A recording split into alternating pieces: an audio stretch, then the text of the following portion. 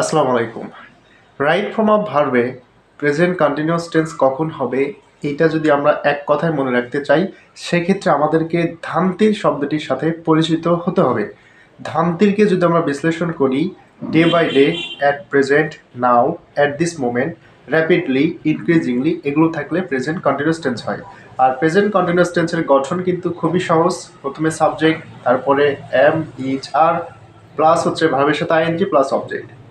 এরপরে আসুন ২ নম্বর একটা নিয়ম যে প্রেজেন্ট ইনডিফিনিট টেন্স কখন হয়। একটা গান বা গজল যেটা বলুন না কেন, ইসলামিক সং, হাইরে মানুষ রঙিন ফানুষ দম ফুরাইলেই ফুস তবুও বাই হইল না রে একটুখানি হুশ, এই হুশ থেকেই আমরা কিন্তু প্রেজেন্ট ইনডিফিনিট টেন্সের নিয়মটা বের করতে পারি। কিরকম? হুশকে যদি আমরা বিশ্লেষণ করি, এইচতে হচ্ছে হ্যাবিচুয়াল ফ্যাক্ট, ইউতে হচ্ছে ইউনিভার্সাল ট্রুথ, এসতে হচ্ছে সায়েন্টিফিক মেথড। সুতরাং কোনো সেন্টেন্সের মধ্যে যদি হুশ থাকে অর্থাৎ universal truth, habitual fact, scientific method এগুলো থাকে তো কোনো চিন্তা ভাবনা ছাড়াই কিন্তু সেটা প্রেজেন্ট ইনডিফিনিট টেন্স হবে।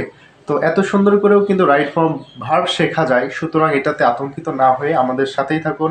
আরও সুন্দর সুন্দর ভিডিও পেতে ফলো করুন skill up academic and admission care. Thank you so much. আসসালামু আলাইকুম।